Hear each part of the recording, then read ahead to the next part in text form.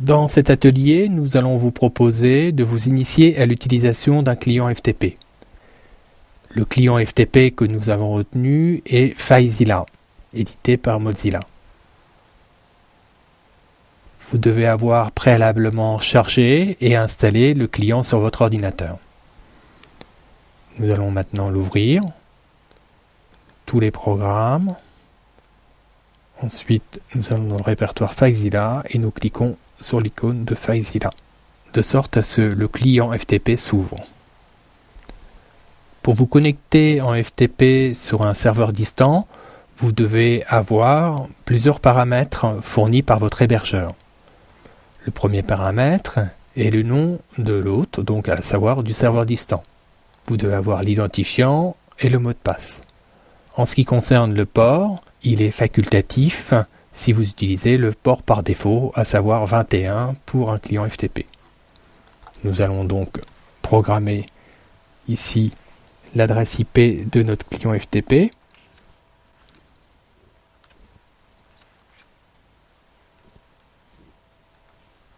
Indiquer dans le second champ son login, puis son mot de passe. Nous allons maintenant, donc comme le port de notre FTP ici, le port par défaut, il n'est pas utile de l'indiquer, nous allons faire un test de connexion rapide. Vous voyez que le client s'est connecté correctement au serveur. Tous les fichiers du serveur sont ouverts. La connexion s'est donc effectuée correctement.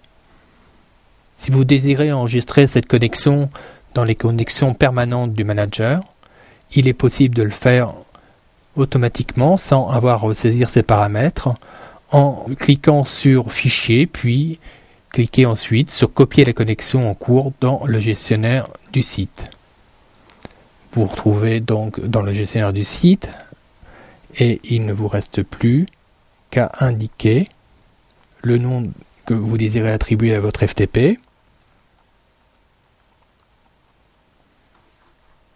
Et vous voyez que les informations que nous avons utilisées pour la connexion rapide ont été reportées ici dans le premier écran du FTP.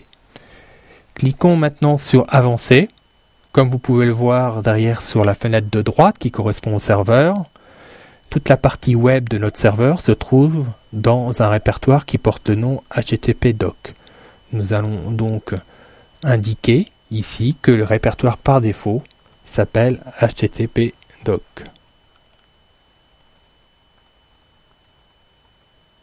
De même, nous allons configurer ici le répertoire local qui correspond au site que nous avons développé pour ce projet.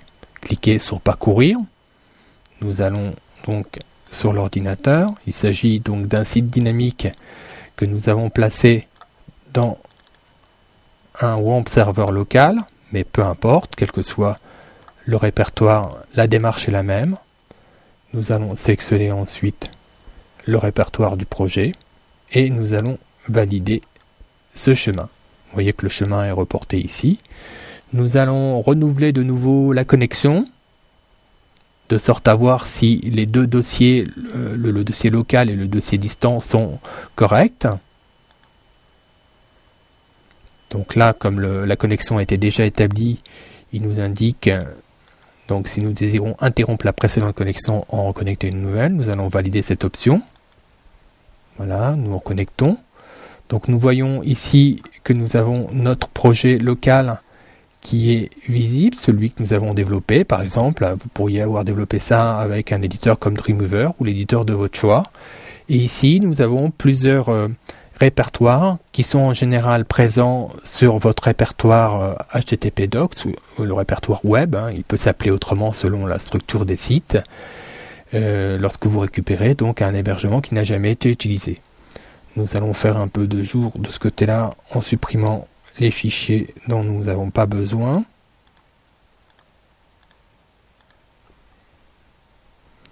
Pour supprimer donc des fichiers distants, il suffit de les sélectionner.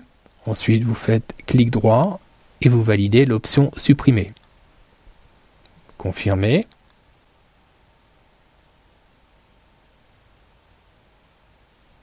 Une fois que tous les fichiers sont supprimés, il nous reste ici en l'occurrence le seul répertoire qui reste est le répertoire des statistiques du serveur. Nous allons pouvoir donc envoyer nos informations sur le serveur distant. Pour cela, nous sélectionnons le premier dossier en haut, nous descendons et en appuyant sur la touche Shift, nous recliquons de nouveau de sorte à sélectionner tous les dossiers et fichiers de notre projet. Pour les transférer, nous pouvons faire de nouveau un clic droit et sélectionner cette fois envoyer de sorte à transférer toutes les informations sur le serveur distant pour mettre votre site en ligne.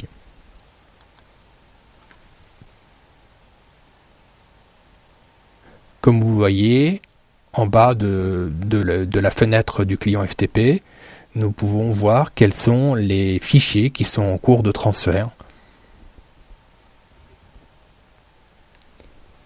Si vous le désirez, vous pouvez arrêter à tout moment le traitement de la file d'attente en cliquant sur ce bouton. Profitons du temps de chargement pour découvrir les différentes fenêtres. La fenêtre du haut du client FTP permet de vous indiquer toutes les actions qui sont entreprises par ordre chronologique. Vous pouvez faire apparaître ou disparaître cette fenêtre grâce à ce bouton. La série des deux fenêtres qui sont placées juste en dessous permettent de voir l'arborescence en local ou du serveur distant. Vous pouvez de même faire apparaître ou disparaître l'une ou l'autre de ces deux fenêtres. Ensuite, en bas, nous avons ici le traitement de la file d'attente. De même, vous avez un bouton qui vous permet de faire apparaître ou disparaître cette fenêtre. Une fois que le transfert de fichiers est complètement terminé, vous en êtes informé dans la fenêtre des messages de suivi. Si vous désirez vous déconnecter du serveur, vous pouvez cliquer sur ce bouton « Déconnecter du serveur ». Vous voyez qu'ici, donc, le serveur est déconnecté. Si vous voulez vous reconnecter sur le serveur, le dernier serveur utilisé, il suffit de cliquer sur le bouton qui est situé à droite, ici, avec la petite coche verte, et on se reconnecte donc automatiquement sur le serveur précédent. Évidemment, pour se connecter sur un autre serveur, il faut alors soit utiliser la barre de connexion rapide qui se trouve ici, comme nous l'avons fait au début de cette leçon, ou cliquer ici sur le manager, donc qui nous affiche les différentes connexions dont nous disposons. Nous pouvons donc sélectionner ici une autre connexion si vous le désirez et relancer la connexion en cliquant sur le bouton de même nom ou revenir sur la connexion sur laquelle nous étions. Comme nous sommes encore connectés, nous allons cliquer sur le bouton annuler. Le bouton suivant est aussi très intéressant puisqu'il permet de synchroniser la navigation entre les deux, le dossier distant et le dossier local. Nous allons déjà le décocher pour voir ce qui se passe si nous ouvrons par exemple le dossier CSS en local. Nous voyons que nous avons ici donc le CSS local, mais que nous sommes restés sur le dossier racine en distant. Revenons donc à notre dossier racine. Nous sommes donc au même niveau des deux côtés.